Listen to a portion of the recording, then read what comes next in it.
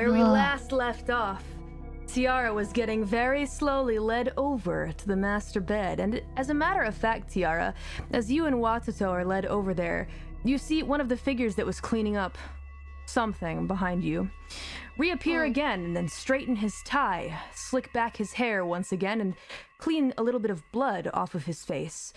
It would appear that this man looks to be the father. Antonio. Malkovich. Antonio Malkovich. Antonio kind of looks at your whole group right there and he says, "Don't make too much of a mess. I'm going to go down to, well, you know where. I will see you later. Arrivederci." Okay, bye, Dad. Later. Don't let anyone bother us, though. I'm gonna be busy for a while. I really like this one. I really, really like this one. Yeah, babe, my God.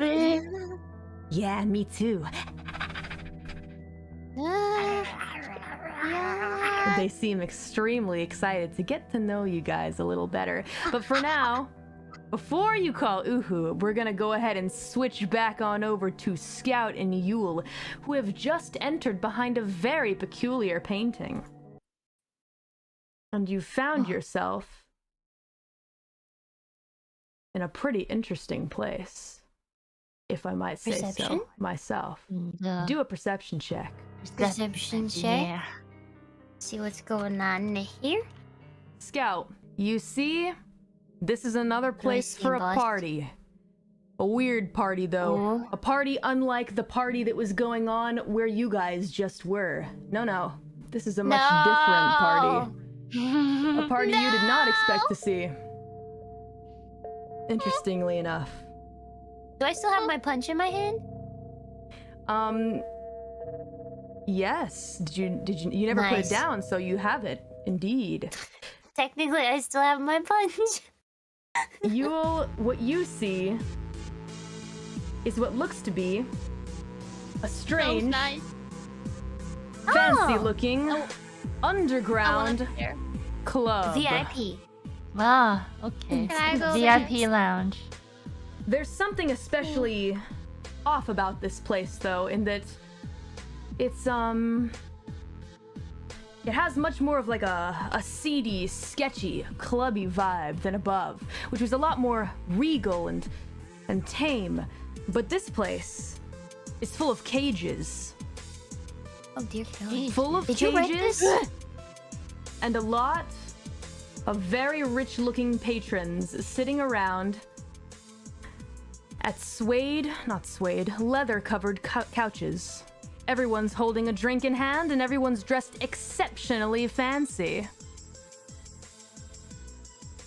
Calliope Mori, your mind scares me sometimes.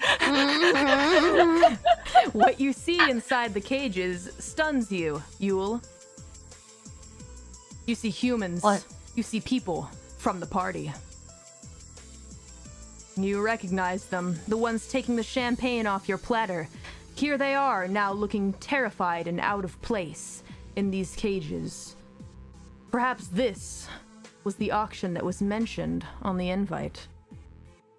That's the vibe that you get. It looks like there is someone controlling the show and on top of a stage. But that's all that you can pretty much discern from here. Well, alright. I don't know what to do. I don't know what to do. I'm frozen.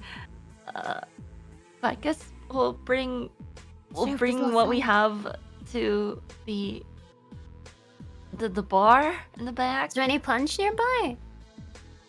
There's no punch bowl down here, only very stiff drinks. And champagne, of course. Any open alcohol? Okay.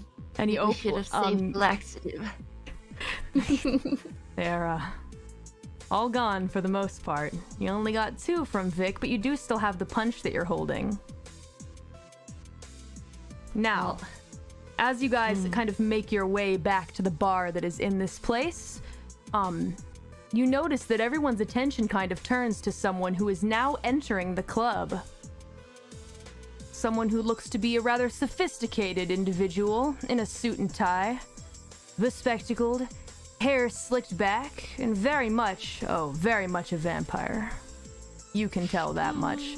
This guy just emits crazy vampire vibes, but even the hair that he slicked back is sticking up ever so slightly to prove the dude is still a little insane. He is a Malkavian after all.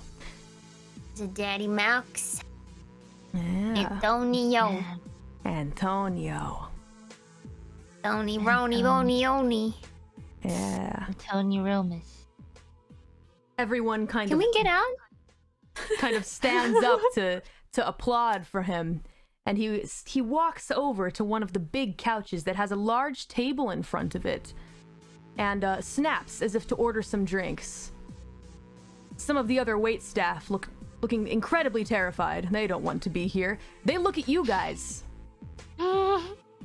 That's you, champ. You'll go get him, Tiger.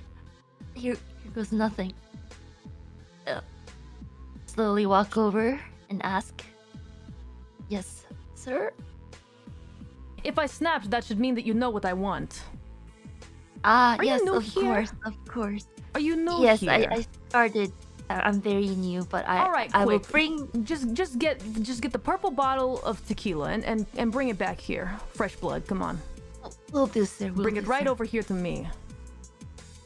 Scurry over and bring. Hurry, bring post him a haste. I don't have any time to wait. Can laxatives called blindness if you throw it in somebody's eyes? I don't think so. Great question, but I don't think that can happen. I don't think that's a good idea. I'll just bring him the drink. Let's see how things play out, Scout. Okay, sorry. You go to grab the drink for the mister, and you can't help but notice so many of the other patrons down here are laughing so cruelly at the humans who are shaking within the cages, casually being brought up one by one to be sold on stage. This is unlike any other auction that you've seen before, and there's something sickening about it. But you do manage to grab the tequila and bring it back over to the master. All right. Grazie. Here you go, sir. Grazie. Hey, prego. Excuse me? Who said that to me? I think it must have been the music, sir. No, I heard someone. I heard someone say something to me. In Italian. Who was that? Bring them to me. Right now. You, fresh blood. Bring them to me. It's me, right? It could have been many of the other people standing. Quick, just grab someone random. Grab someone. I'll grab some random waiter. Sacrifice. But I think it was him, sir. Hmm? Oh. It was one of the wait staff, sir. Oh, it was John. John, come over here. John looks at you, sweats, and then glares daggers straight at you, Yule, slowly walks over to the boss, and he says, "Did I say you could say something to me?" "I didn't say anything, sir." "Did I say you could say anything to me? Because this fresh-blooded waiter over here is telling me you said something to me." No, sir, I didn't." You know what I hate almost more than stupid humans? Is stupid humans who lie. And he grabs John by both shoulders and takes a big old bite. And begins to suck. Not the suck! Before your very eyes, Yule, you watch the blood drain from John's face as he stares directly at you. You caused this to happen to him. He begins to spasm before your eyes, before dropping cold to the ground as Antonio has drained him completely. Antonio turns his focus back to you, Yule, and says, "All right, now we cut the bullshit. I know that it was not John that said anything. But Fresh Blood, I want you to sit here with me. Take a seat, take a seat." Yes, sir. "Thank you." just indulge me for a little bit, just a little conversation together. I'm lonely. I need a friend to talk to. Yes, sir. Aw. Thank you. And you sit down, not quite beside Antonio, but on the other side of the table. And now we return back to Tiara and Watoto and their little expedition that's going on right now. Oh boy. No. Oh boy, oh boy. Here we go. Tiara and Watoto, you're being led to the master bed by these two whatevers, real crazy folk. And it looks like Dominic is giving you some kind of really weird spiel right now. Kind of going off on a bit of a rant, saying things about the fact that, for example, you know, we really can't be ourselves. We really can't, just go crazy and be wild and free because, you know, we're the last Malkavian royal race. Right? We gotta behave ourselves, put up reputations. On my mark, bird lady, okay? Gotta put up reputations, you know? It's very important to appear that way. So that means that when we go especially crazy, you know, in the privacy of, for example, our own master bedroom, things get a little more wild than others may expect. Now, listen, you don't very well to expect to live through this, yes? Because, well, you won't. So I don't really have to ask you, you know. To not tell anyone about what we're doing in here. Watoto vomits.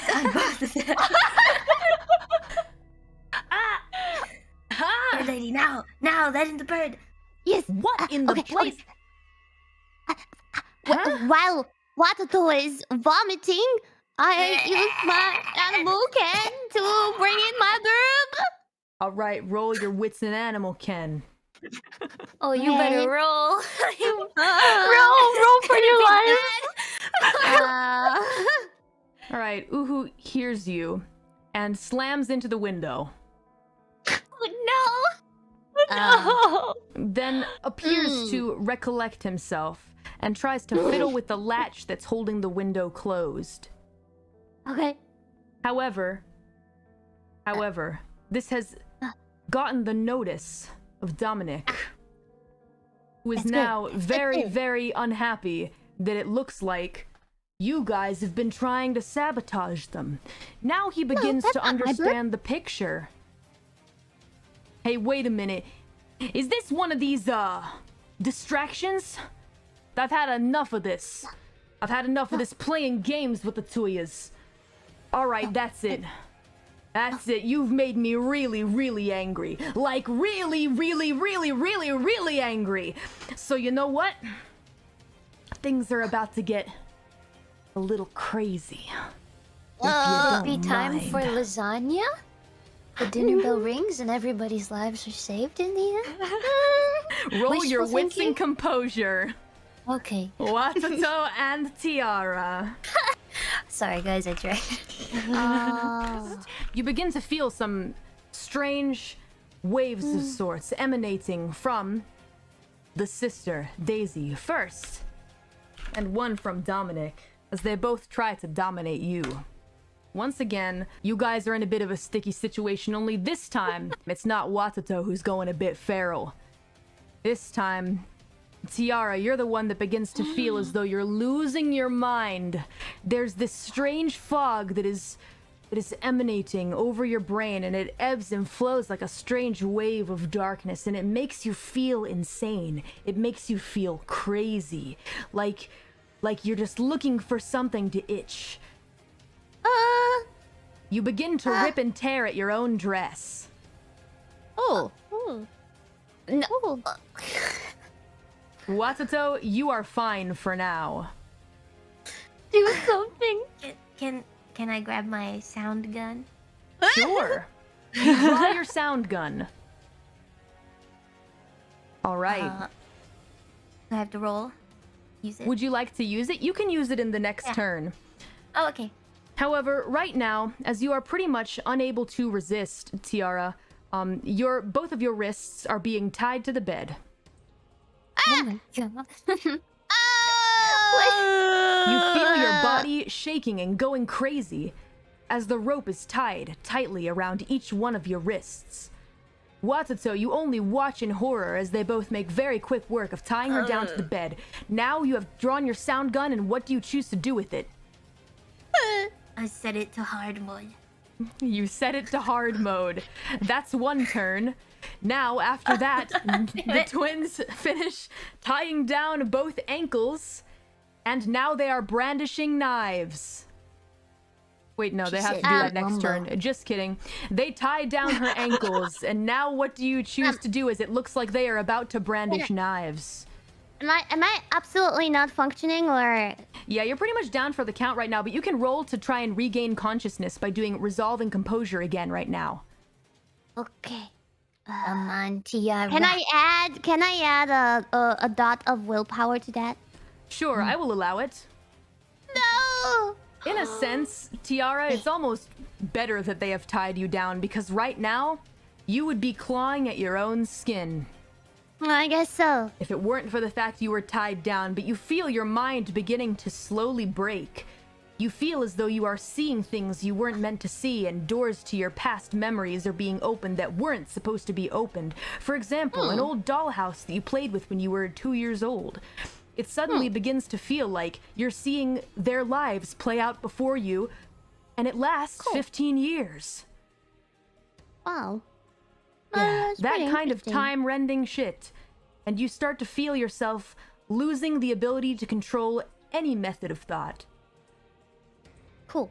You will really want to escape from this nightmare very soon, or else you may need to roll to keep yourself sane for good, if you get what I'm saying. Oh fuck. Breaking point. Breaking point. All right, Watoto, what do you do with the gun? I use the sound gun to try to stall the vampires. Yeah. All right, sounds good. So go ahead and fire off a shot. What should I roll? Roll your firearms plus dexterity. You use the sound gun, and it looks like that shot completely misses and instead knocks over a vase that's on the table. But what you have managed to do, Watoto, is grab the attention of the sister, who is now making her way towards you. She pulls out a knife. And just like that, Dominic also brandishes a very special looking knife. A knife that looks especially spiky and like it could really, really easily tear open some flesh in just one quick motion. Yeah, you get the feeling that these Malkavians aren't just about sucking your blood. They're about sucking the blood once they've already ripped you apart, it would seem. A very special breed of people. And with that, Dominic readies his knife over you. Would you like to roll resolve and composure again to get a hold of yourself? Yes. Roll for I will take another willpower point. Okay. No, hey.